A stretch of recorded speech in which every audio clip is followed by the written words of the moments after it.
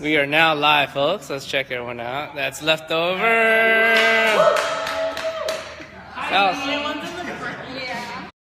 My star pupils right here, sitting in the front, gonna answer all the questions and raise their hands. All right, folks, welcome to our town hall meeting. Thank you for you guys for hanging out. Some more mimosas, and Rod's getting some margaritas ready. Good stuff. All right, so today, just a little quick mini town hall, just give you guys some kind of update on what's going on in the gym, keep you guys up to date on what's going on in the fall and winter, and just to talk a little bit about our next nutrition challenge, as well as how to get the most out of your training here at the gym, get the most value out of stuff. Good man, good man. Cheers, cheers, cheers, cheers. Cheers.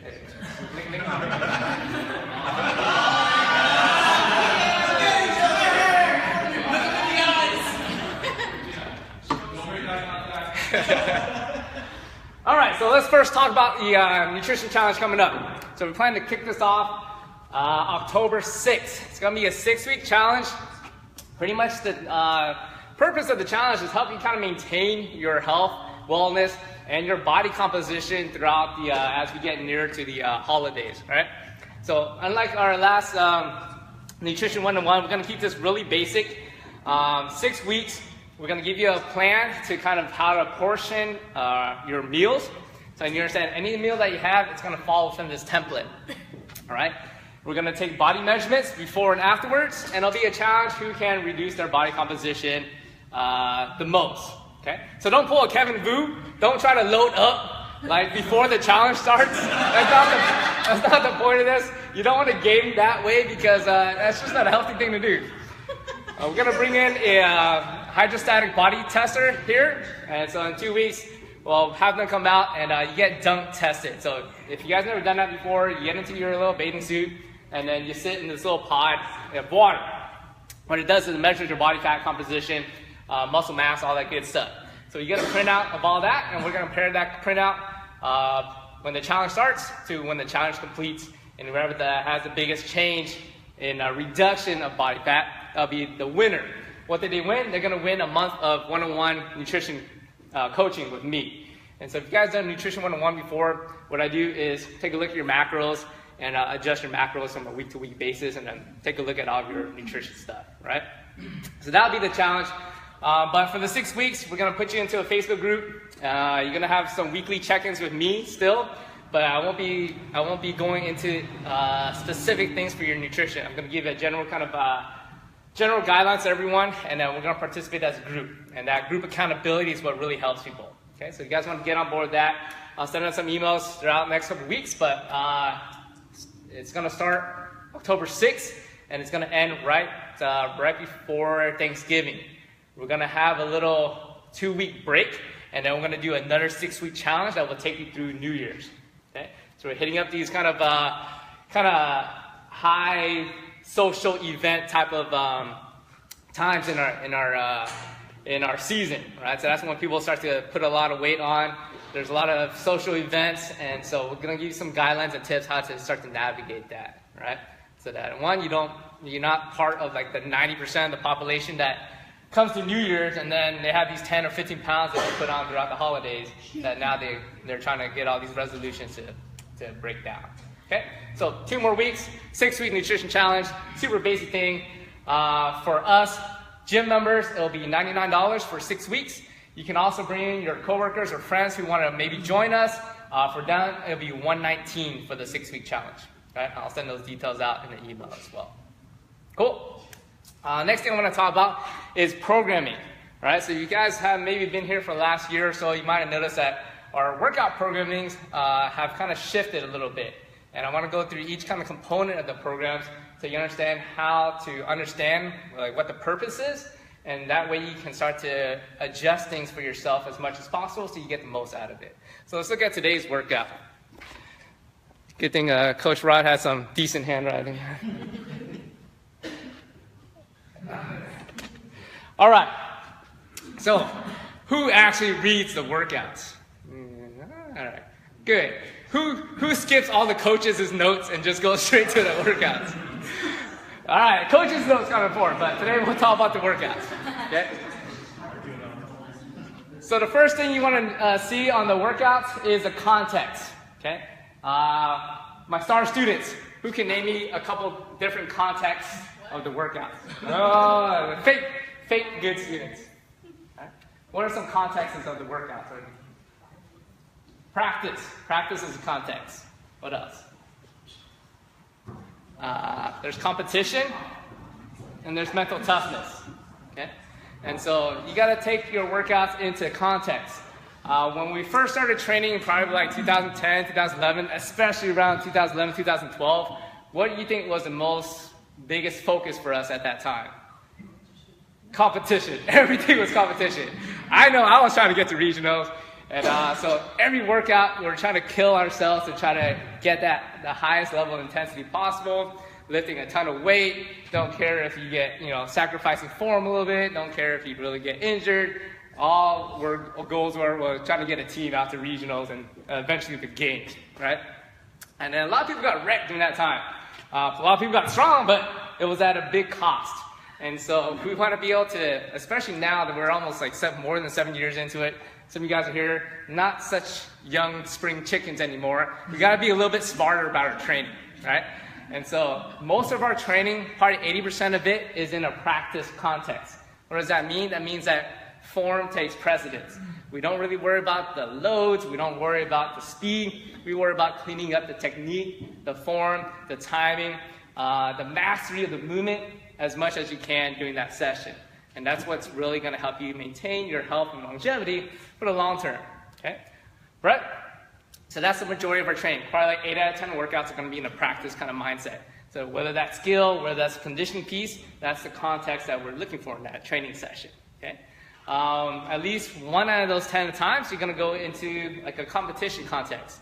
What does that mean? That means like now you got to plan it like, hey, if you were actually at a comp or if you were in like the open and you're looking to get the best possible score out of that workout, that's when you're thinking about how to strategize, how to be more efficient. You're like laying your rope down a certain way, doing your burpees a certain way, or like picking where you're taking your breaks, which is important because that tests kind of like a real world scenario, right? What if it's a competition? What if it's some other challenge in your life? You have to plan it out and you have to strategize a little bit, okay? Some people strategize too much, right? So even if it's a practice session, they're looking at it like, hey, this is my competition. I'm going to super game this. But that's in the wrong kind of mindset for that type of training session. So it is important that we get a competition in so that you can test yourself, test your training, test your skills in that kind of environment and get used to a competition, like a little bit higher pressure kind of environment. That's what's going to help you kind of deal with those challenges. Okay?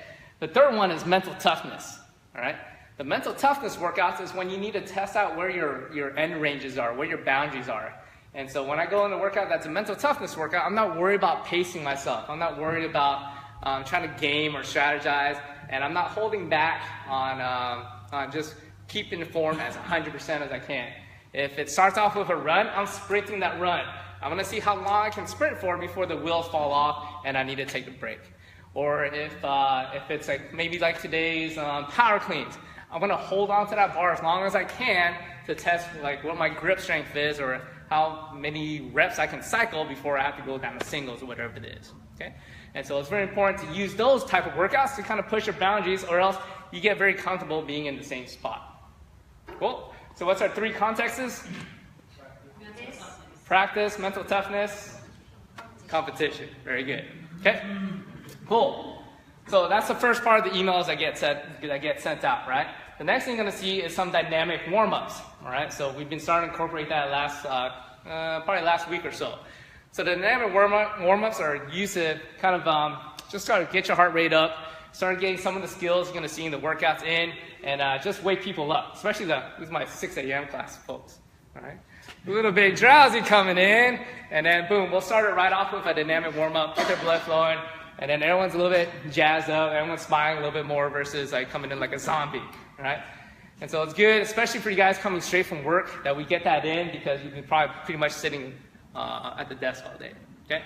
You're still going to see us do a lot of mobility work in the sessions. Again, the same thing, because if we don't do it in the classes, you guys do it on your own. Some of you do, most of you don't. So it's one of those things that we just have to, it's just like eating your vegetables. We have to force you to eat your vegetables before we get to the good stuff. Okay? Next thing you're going to go to is the skills. Okay? So we are currently on this snatch cycle. Anyone know what session we're on? 2.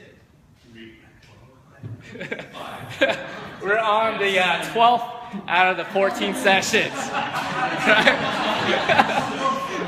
We've been in this session cycle for 5 weeks now. All right? So you're going to see 6-week strength focuses, right? And then I'll send those focuses out to you guys so you understand kind of where we're going from. Okay? The reason why there's a 6-week block is because it's more manageable for you to get some consistent time seeing the same movement over and over again so that you can get acclimated to that and so you can actually make some strength gains. Versus before, we were pretty much trying to rotate through every one of the major movements, but then that it cycles too much or rotates too much that you don't get enough looks at it. And so the snatch cycle, any one of the strength focuses, you're going to see it at least 2 times per week, and then usually 3. Okay? And so we need that time. Some of you guys might get bored of it, but I think our community is pretty good about understanding that, hey, it's a practice session. A lot of you guys like it, and that's a way that you increase your strength. Right? So after each cycle, there's like a number, like 1 out of whatever, right? So there's 14 total cycles. We're 12 in it. And so you know that the further we get into the cycle, the heavier the percentages of the weights goes up. Okay? So it's a linear progression. So anytime we start a strength focus, it's relatively light.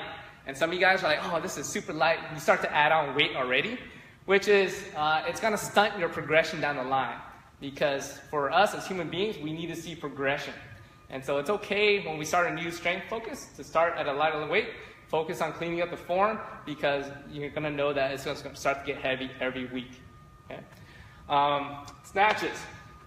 All right, so when we design the workouts or when we send it out, it's meant to be a full squat snatch. But that doesn't mean you specifically should be doing a full squat snatch, right? For you as an individual, maybe the mobility is not there for you to do the squat. So maybe we just modify it to a power snatch. Or maybe some of you are missing your high hang position. And that's why we're going to take it from the high hang until you get that down before you move down to the hang and hang. So there's a lot of flexibility in the strength focus. Don't get stuck on thinking that I have to do a squat snatch or I have to do it from this position. Okay? This is when you need to have a conversation with you and your coach to understand, hey, we're moving to this next cycle. What do you think is the best way for me to practice the movement? Okay? And so for me, I always run those fundamentals sessions right before our next cycle. That's an opportunity for you to come in and get some feedback from myself. But this is really what you should be sitting down with your coach with every time we move into a 6-week block, that you just check in with them to see what you should be working on. Okay? After all the strength focuses, there's always a supplementary accessory movement along with it. Okay? Anyone know why we're doing dips in addition to the snatch? Superset, right? Get some more work in, but because the dips specifically are working on your shoulder strength and stability. So you might notice that it's kind of hard to do the snatches and stabilize that bar after you're doing dips, and that's a stimulus. But sometimes I don't do a good job of communicating that out, kind of the reasons why these movements are kind of linked up. Okay? But we see the improvements in you guys. We see when we start doing dips, or like when we have single arm work, that we start to see more balance across people across the board. Or people are suddenly able to do handstand push-ups. We haven't even trained handstand push-ups. We've been training the other kind of supplementary movements. It starts to carry over. Okay? And I think I need to do a better job kind of, especially when the cycles start, to help you guys understand kind of what the purpose is of the strength focuses. All right? Okay, so we're about to wrap this up. Once we wrap it up, there's usually a week or 2 where we kind of deload. We give your body a little bit of break before we test again. Okay? So a couple ways you can look at that. When we get to the end of the cycle, you should be pretty darn close to getting towards either your PR weight or already about to PR. Right? So I tell people all the time, if it's there, take the PR. Right? Because if you're feeling good, it's a good day, and we're practicing like a single rep, and you're feeling good, load it up, see if you've got a PR on you. If not, no biggie. Stick to percentages, and then we're still going to retest in a couple weeks anyways. And that'll give you another opportunity to try to test a PR. PR is cool. Makes you feel good. If you don't, that's okay. You're just still working on the technique. Okay? So as the loads get heavier, our conditioning pieces start to get shorter. So things start to balance out on the intensity level. When we start a new cycle, you're going to notice the load of the workouts gets larger, gets longer. So then you guys are, who's a cardio fiend in this class? Oh yeah, my #1 cardio fiend. So anytime we start a new cycle, you're like, yes, we got more cardio now because now the weights are light. All right? Okay, so that's kind of how the strength focuses work. Okay, anyone know what our next cycle is? Cardio. Cardio is part of the conditioning. We're going to move into a power clean cycle next. Okay, so throughout the year, there's probably like 8 different cycles that we'll be hitting up, and then it gives you some time to improve those ones, and while we're still maintaining the rest of the stuff. Right? It's not like we don't do snatches the rest of the year. It's just it's not part of the main focus for the programming. Any questions on that strength stuff? Cool. Okay. Next thing we're gonna look at is like the actual workouts. Okay. And so the workouts, the way you gotta think about the workouts is how do I modify this so that I can maintain the highest level of intensity for your individual kind of performance. Okay. So let's take a look at today's workout, Sunspot. So you got 5 rounds today, 9 deadlifts. We have the health, we have the athletic, and then we have a performance level. Okay? When we go into conditioning workouts, for the movements, you want to think about, on a general rule of thumb, it should be at a level you can do 10 reps in a row. So if you're unsure, like, all right, 9 deadlifts, can I do 95-pound deadlifts, 10 in a row? If you can, cool. Right? Maybe that's a little bit too light for you. 135. Right? Can you handle 135, 9 reps in a row? Most of you should be able to do that. Cool, no problem. Okay. So I really want to get away from looking at scale, RX, men's, women's weight, because it doesn't matter, because what you need is going to be dependent on what your current capabilities are. Okay. So if you're a lady and you can handle 135, do 135. If you're guy and we're not quite there yet on your performance or your form and we need to do 55, that's okay. It's just based upon your individual capabilities. Okay? And then we go to like 6 hang power snatches. It's the same weight. Okay? And so let's say your overhead position on your shoulder sucks, or we have some injury, right? We can always modify down a movement from snatches over to cleans. That way you can probably use the same kind of weight for that movement. Does that make sense? Okay? And then, boom, 3 overhead squats. Again, some of you guys might not have the mobility for that, but if you want to keep the load up so that you can maintain the intensity, we modify that to a front squat. All right? So a ton of flexibility that you need to start looking at so you can get the best result from the training. Okay? And again, if you're unsure, that's when you got to sit down with your coach and understand, all right, on that MATLAB movement system, where are you at? Where are you tracking? And some of you might be at a too easy of a level. We need to move up. Some guys might be a little bit too far. We need to pull back a little bit. Okay? And then we always have kind of targets for like when you should be finishing this workout. Okay? So today's workout, 4 to 12 minutes, meaning that we should be around this range around here. If we're a high performer, it'll be a little bit faster, right? Or a little bit slower if we're kind of challenged on this position. Okay? So let's say your focus is a little bit more cardio. You might keep this a little bit lighter, try to push a little faster, and keep that intensity up. If you're focusing on trying to build up a little more strength, you might go a little bit heavier, and you might finish towards the later side of the spectrum. Okay? And so we got to think about being smart about the weights and the movements that you choose so that you can target and get as close to this range as you can. Okay? And last but not least, we have the kind of options, right? So when we have 2 options in a workout, you want to think about, all right, which one do I need the most? Okay? So when I see a workout, if one of them has toes to bars, I'm going to that movement because I suck at toes to bars. So I'm always going to try and embrace what I need more of because that's time for me to build up on that movement. Okay? You shouldn't look at a workout and be like, uh-oh, there's 3 400-meter runs in there. I'm just going to do this one. Right? That's the exact opposite of what we should be doing. Right? So you want to be like Gerald. Gerald totally embraced these 3 400-meter runs. Right? If it was 4 400-meter runs, it might have been a different story. But he embraced it and he stepped it up. Okay? But you gotta understand that competition, this is always kind of geared more towards like CrossFit type of competition workouts. versus the general side is a little more like health and longevity based. Okay? So that's always kind of general rule of thumb. We don't push people either way. It's just up to you which side you want to move on. Okay? Or it might be a day where you're just feeling trashed, and one of those movements isn't going to be too good for you. Just do the other workout, gives you some options, a lot of flexibility. Okay? Last but not least, we don't have one today because we had the event, but there's the cash outs. Okay? Cash outs are optional, but I say like 99% of you need to be doing the cash outs, right? Because one, you might be a little bit lacking the cardio. Boom, you have that mile run. Does it mean you have to do a mile? No, it means go out for 800, go out for 400. I'll be happy versus people sitting in the lounge for like 2 hours and just working their mouth. You can work your mouth all the time, all you want after you run a mile. Okay? There's the other option, which is some additional work. So you're going to see like another circuit of maybe like 10 wall balls, 10 burpees, 3 rounds or something. Okay? So you finish the workout, maybe we scaled this a little bit wrong and you didn't really get a good workout, or maybe you just want some extra work. That's an opportunity for you to stay back at the class, knock it out really quick, and get some good sweat on. The third option is hypertrophy work. Okay? So you guys in the strength program, or you want some guns, or you just want to build up a little bit more strength, you have an option of doing some accessory work to start to kind of supplement your normal training as well. Okay? That stuff you can always hang back at the class, knock it out real quick. Just watch out for the 11:30 class. If Marshall has to go somewhere, don't stay here another hour or so, right? Just try to get it done, and then you can move on. All right. Questions on programs, workouts? Okay, a lot of flexibility.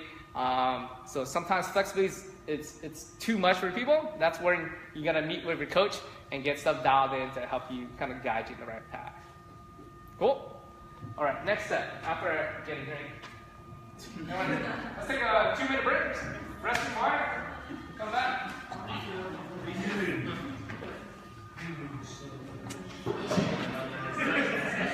We'll be back in 2 minutes, folks.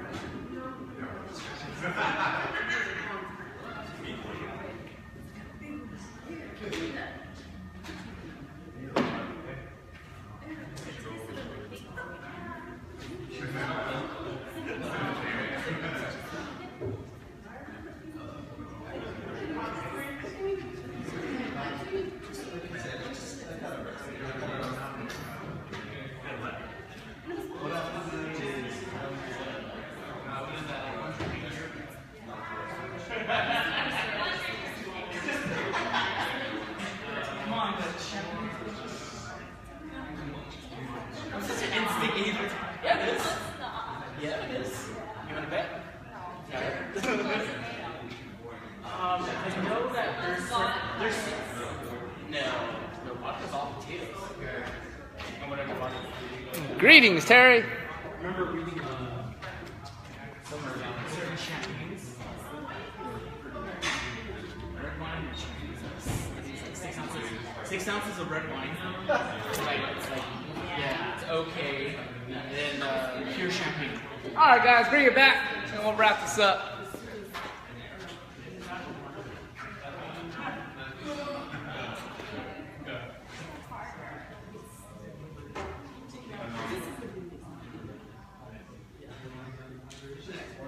Marianne, you still nursing that thing?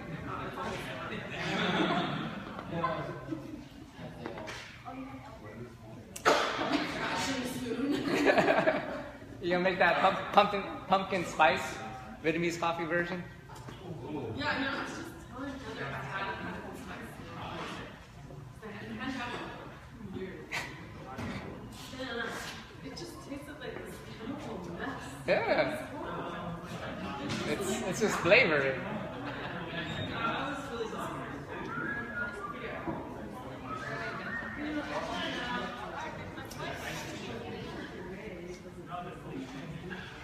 All right, folks, let's talk about what's in store for the gym as we move forward to the next year.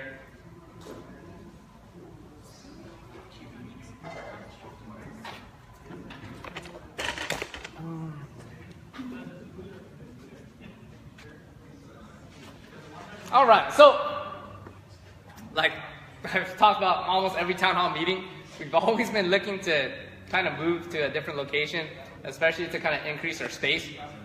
One of the reasons why we do these double workouts is just to help us manage floor space as well. Okay, our lease has been up for a while, and so we've been looking, but like I mentioned in the last town hall meeting, it's like we couldn't move unless it was financially sound. It made sense for us to move and still be sustainable as a business. Okay, and so for the last couple of years, we changed our whole business model. We changed the way we pay the coaches, and so we've had some really good years, and the last couple of months have been really good. But like our profit or our ability to continue growing, it gets harder and harder because all of our costs go up, and pretty much half of everything that we bring in goes out to coaches' pay. Okay, and that's really important to us because this job. I love this job. 7 years in, this is the best job I can think of. If I could shoot bad guys while doing this job, it'll be like a unicorn. But until I can shoot bad guys, like having this influence over people and having this time to kind of interact with you guys, it's the bee's knees. I love this job. Okay, but it takes a lot of energy. Like when you see the coaches and you see myself in here, we might have been here all day. They might have been at the previous jobs, and they're coming here. And then the whole thing about coaching is that you're trying to project your energy. You're trying to give energy to the people here, you guys, right? And that's the whole thing. But you can do all these workouts on your own. We know that. You can set up a garage gym. You can do it at home. But being together, getting that energy exchange is what it's really about. Okay? But that energy comes at a cost. And so if I can't pay these coaches well, I know that there's an imbalance there. And so we've always been trying to make sure that the coaches' compensation is as competitive as possible, okay? Because by the time they get home, I'm telling you, most of them, even myself, we're completely juiced. Like, we're out of juice. Like, if you took a lemon and you just squeeze every little drop out of it, by the time we get home, that's how we are. And if they don't have compensation to recharge themselves and a way to get that energy back, it doesn't work. Okay, so last 2-3 years, we've been moving to this separate kind of model, but it's been really hard. And so even if our revenues way up, our pay's way up, all of our expenses has also gone way up. Like our lease here has doubled since the time that we started. And so, which is all right, then we gotta look for a new space. But if you guys don't know, a lot of property around our area, it's getting bought up. Like, by who? Who works for these guys? Yeah, we got Google, we got Facebook, we have all these big companies, and even if they're not using the property, they're just buying up everything. And then for landowners, everyone's starting to kind of jack up their rates. Just kind of like housing's going crazy right here, or commercial leasing's going pretty crazy too. And so that's one of the biggest challenges why we haven't moved, is because it just doesn't make financial sense for us to move and then take a big hit and eventually go out of business, because I've seen that happen to a lot of other gyms. You guys know that I work with the Mad Lab group. We do consulting for a lot of different gyms. A lot of gyms would kill to be in the position we are right now. For as small as a gym that we are performing pretty well on the grand scheme of things. All right? If you guys don't know what's going on in the CrossFit industry, it's died for the last couple of years. It's like it's kind of run like it's bubble, and so it's kind of on the downslope of the spectrum right now. So if we don't have really good systems like we do here, a lot of gyms aren't doing well, and so they're just kind of like scraping by. And so the reason we do well is because of the way that we run things. And then, but we still need a lot of support. So from you guys, like, if you guys seen our fundamentals people, we've been bringing new people in, but the way that we take people through it and to get them ready to enter classes, so that one, they're not taken away from your experience, because if you have a lot of new people coming in that aren't that haven't been trained well, then the coach is going to have to spend extra time with them, and that takes time away from you. So by the time a person comes into our group classes, we really want to make sure that they have the basics down and that they're just starting to continue to their progression. Okay? So it takes a person at least 2 months in fundamentals and personal training with us before they step into a group class setting on their own. So it takes a long time to kind of progress people through. We've been doing it well, but what we haven't been able to keep up with is a amount of people that have attrition out from our community, all right? And so the biggest thing that's been hitting us lately is that people are getting the hell out of the Bay Area, the hell out of California. So last year we lost like 10 people that just, boom, they just left the state. And now we have people kind of moving out from the Bay and getting out. And so the rate that we're bringing people in, it's barely keeping up with the rate that we're losing people. And the whole reason that we went down this road is to maintain our retention. So we've only lost maybe 1 or 2 people for other reasons, but the number one thing is just people are moving out of the Bay. And so trying to keep up and finding that attrition, it's pretty challenging. And so the number one thing we look for you guys is to just bring in a referral, right? It doesn't matter if they sign up or not. It doesn't matter even if they come in. But we just need to work with our numbers to have, hey, if we have 1 referral from you, that just improves our probability and our odds of bringing a new member in that you can have a connection with too, and that starts to help us grow our community, okay? And so it's not so much for me, but it's especially for the coaches. So especially for Rod. Rod's been killing it, but if he can't sustainably build on it, it's going to take him forever to be able to leave his dream job at his other one right now, right? He's not happy at that other job. He wants to do this full time, right? That's all our goal has been, for him to do this full time. But the coaches can't right now because it's a very hard process to build up, okay? Especially if they lose people when they move out, okay? So I'm asking guys, send them to our website, send them directly to your coaches, and be like, hey, just make a quick introduction for us. Be like, hey, so-and-so, I think you may benefit from this. I'm not sure, but here's my coach. Maybe you guys can talk a little more. That's all we need. And from there, we can take the ball, and we've been kind of trained on how to kind of talk and communicate with people. Okay? Is it easy to start out with us? Not really. We have a really high barrier to start out with us. Okay? Most other CrossFit places, I've seen some gyms, maybe like they'll give literally a month free. Okay? So here you go. You get a month free to start out with us. All right? And then they go into classes. Here's your $99 membership. Okay? What do you get from that? Not much. I'll tell you that. But that's what the industry is kind of gravitated towards. Okay? That's why we don't use any type of CrossFit kind of titles in our branding, because we don't want the person that's just coming in for a free month.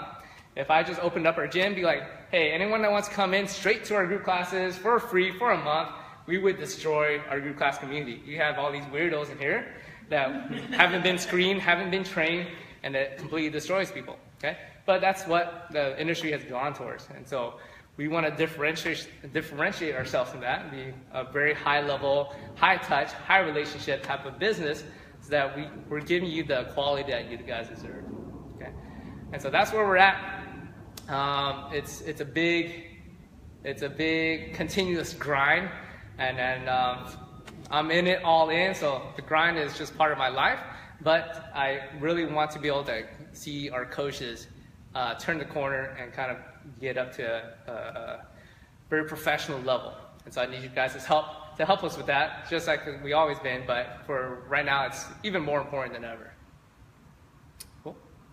All right, guys, any questions on the stuff I'm going in the gym, any kind of feedback that you guys want to give me? This is a good time for us to talk. Wow, especially we have some juice in us. I'll just comment a little bit. I appreciate you explaining that, because I honestly didn't understand, even though I've been here for a long time. But that makes perfect sense that you do that. I always wonder, like, why are we doing these dips when we're doing that? But it's kind of annoying, but that makes sense. Once you start explaining, I would do it, because it feels like I don't do any of that, the dips and the weight stuff.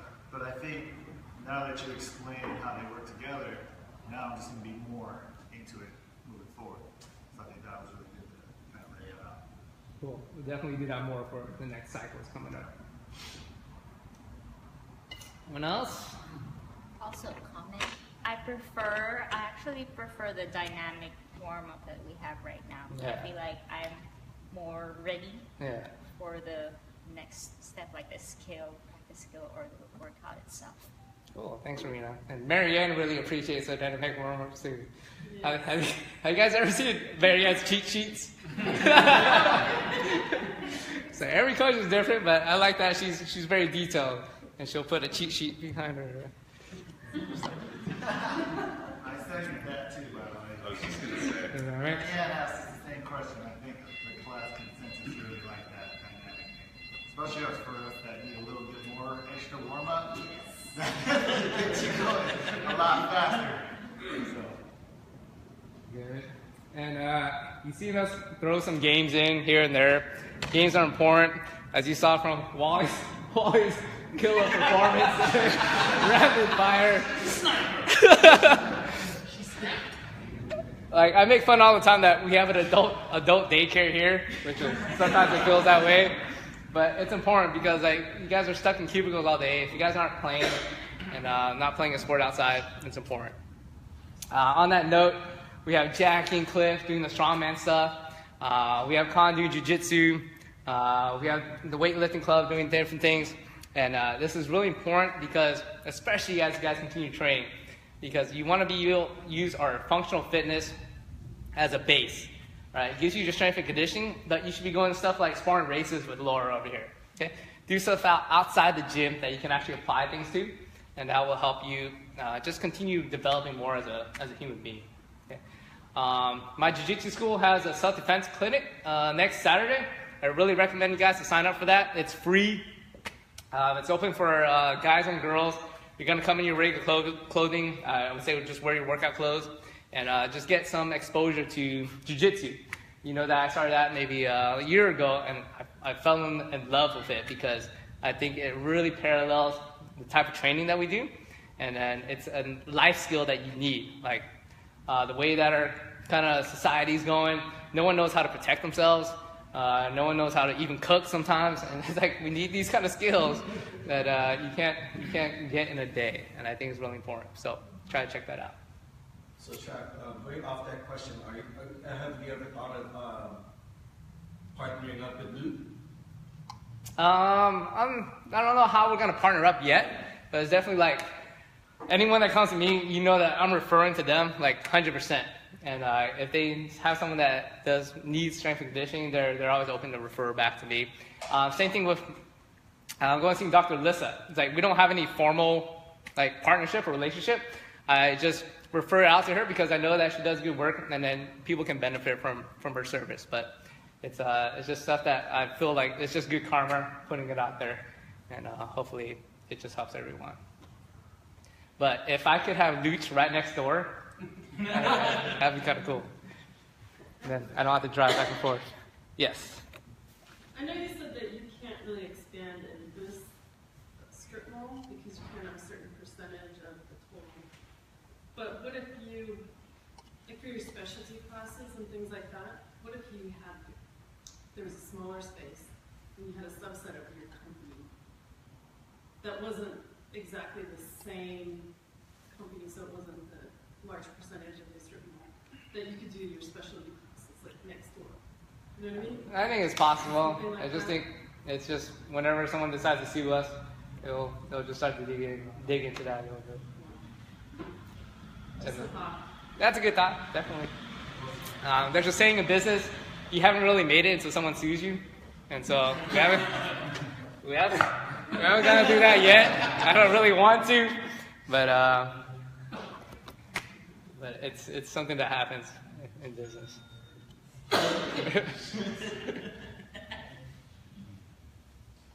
All right, anything else? All right then, guys. I really appreciate you guys making the time today. Not only supporting the Lift Up Autism project and event, but just overall, like we've been in this for a long time, 7 years. It takes another saying is that it takes 10 years to make anything good, and I'm looking forward to getting to that 10-year mark. And I think we're on the right track. It's just a little bit of a race right now to make sure that the coaches are taken care of before so that they can do this for long-term lives. All right, guys. Thank you. Say bye to everyone that's watching. Thank you guys for tuning in. And have a great one, guys. Let's grab some more drinks.